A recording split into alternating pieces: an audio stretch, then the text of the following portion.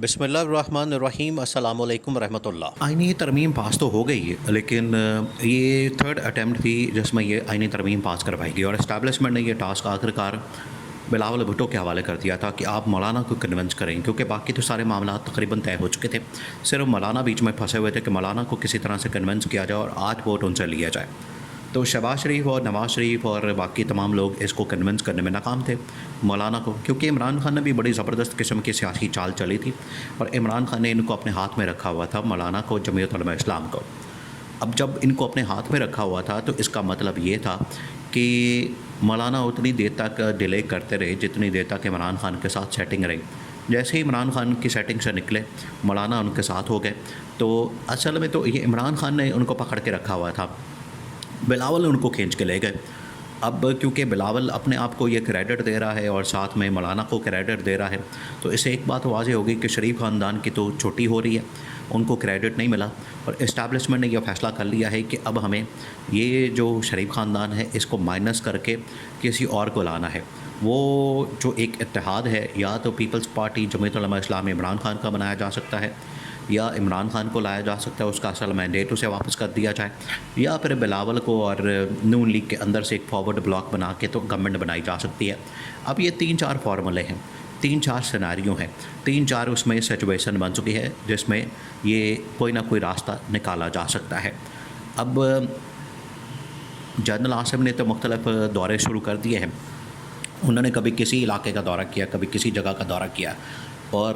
اب یہ بات تو سامنے آ گئی ہے، واضح ہو گئی ہے کہ جنرل عاصم مکمل ایکٹیو ہیں اس ترمیم کے بعد۔ اب یہ ترمیم جو کی گئی ہے، بظاہر تو حکومت کو یہ لگ رہا ہے کہ شاید وہ ایک مشکل وقت سے نکل گئی ہے، لیکن اصل کرائسس جو آگے نظر آ رہا ہے حکومت کے لیے، خاص طور پر ان کے لیے جو صورتحال نظر آ رہی ہے، اور جس بحران کے اندر وہ جا رہے ہیں، اور جس قسم کی صورتحال کا ان کو سامنا اب ہونے جا رہا ہے،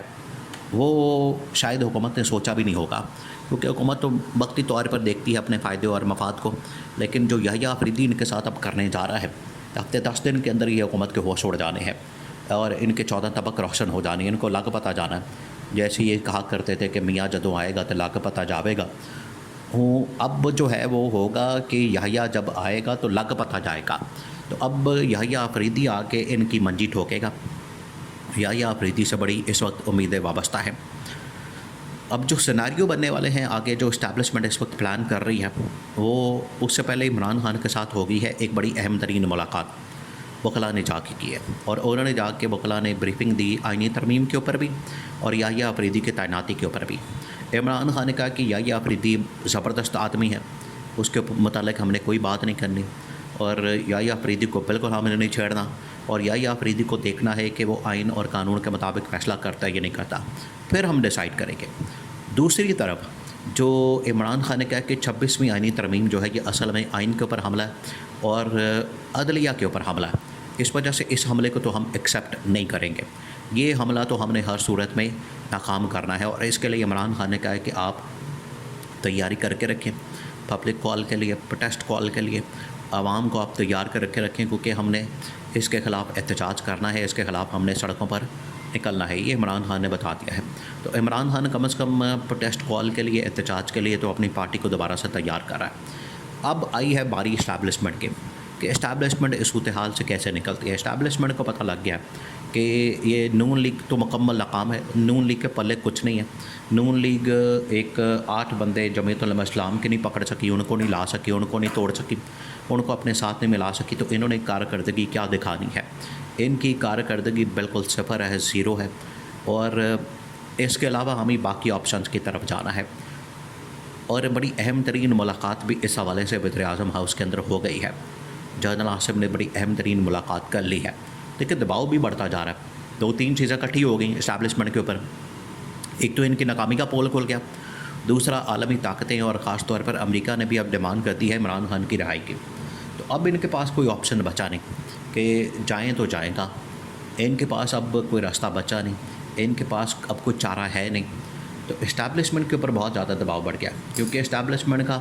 امریکہ کے ساتھ چلنا مجبوری ہے، امریکہ کے ساتھ چلنا اس وقت ضروری ہے، امریکہ کو آپ ناراض نہیں کر سکتے، امریکہ کو آپ اس طرح سے اس کا ہاتھ جھٹک نہیں سکتے. امریکہ نہیں تو وہ تو آگے سے جو ساری امداد ہے، فائنانشل سپورٹ ہے، ڈالرز ہیں، پیسہ ہے، ڈیلیں ہیں IMF کی، پھر اس کے بعد ویپنز، اسلحہ وغیرہ، یہ ڈیلیں جو ہے وہ ساری امریکہ کے ساتھ ہوتی ہیں اور امریکہ کے تھرو ہوتی ہیں. دیکھیں امریکہ ہی دنیا کے اندر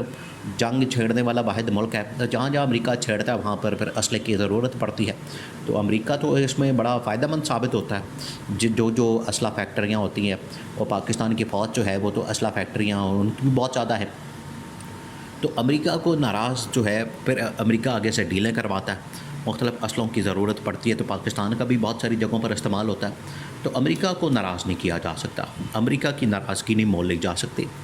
اس وجہ سے یہ جو ڈیلیں ہیں یہ تو لازمی کرنی پڑیں گی.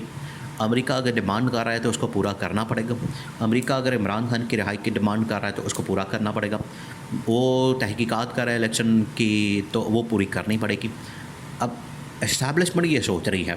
کہ اگر بلاول کو لے آتے ہیں تو کم از کم امریکہ خوش ہو جائے گا. اور اگر یہ عمران خان کے لیے، کیونکہ آگے بہت بڑی تبدیلی آ رہی ہے 1-2 مہینے بعد، یہ تو ایک تبدیلی تھی یا آفریدی والی، اب دوسری تبدیلی بھی آ رہی ہے امریکہ سے جو آنی ہے. وہ تبدیلی نہیں ان سے برداشت ہونی، وہ تبدیلی بھی آخرکار ان کو فیس کرنی پڑے گی. اس تبدیلی کو بھی انہیں جھیلنا پڑے گا. اور وہ تبدیلی ہے امریکی ایوان صدر کی. امریکی ایوان صدر میں جب جو بائیڈن نے چلے جانا ہے تو اس کے بعد پھر پریشر آنا ہے ان کے اوپر، اسٹیبلشمنٹ کے اوپر. اس وجہ سے جنرل عاصم نے جا کے سمجھایا ہے اس کو، شہباز شریف کو، کہ بندے کے پتر بن جاؤ، ناکام ہو گئے ہو، ہر جگہ کے اوپر تم ناکام ہوئے ہو، تمہارے پلے کچھ ہے نہیں اور بالکل زیرو آدمی ہو، کام دھندا تمہیں کوئی آتا نہیں ہے لوٹا مارے کے علاوہ. تو بس کر دو، اور کتنا کرنا ہے لوٹا مارا، حلوہ مانڈا کھانا ہے، اور کتنا حرام جو ہے پیٹوں کے اندر ڈالنا ہے، بس کر دو. اب یہ جنرل عاصم نے جا کے ان کو بتا دیا کہ، اور یہ پہلے ہی آپشن راستہ دے دیا تھا اسٹیبلشمنٹ نے ان کو، کہ آئینی ترمیم کروا دیں گے تو ٹھیک ہے، آئینی ترمیم کروا کے بھی آپ کی چھوٹی ہونی ہے، آئینی ترمیم نہیں کرواتے تب بھی آپ فارغ ہو جائیں گے. کیونکہ اسٹیبلشمنٹ کے پاس جو سب سے بڑا ان کا راز ہے وہ یہی ہے کہ یہ جعلی حکومت ہے، فارم 47 کی حکومت ہے. ان کے پاس مینڈیٹ ہی کوئی نہیں، ان کے پاس عوام کی سپورٹ ہی کوئی نہیں. ورنہ یہ ایک جلسہ کریں تو جلسہ کر کے بتا دیں، دکھا دیں کہ ان کے پاس واقعی میں عوام کی سپورٹ ہے، ان کے پاس ووٹ بینک ہے، ان کے پاس عوام کی طاقت ہے. نہیں ہے. عمران خان جیل سے بھی جلسہ کریں تو عمران خان ان سے زیادہ بہتر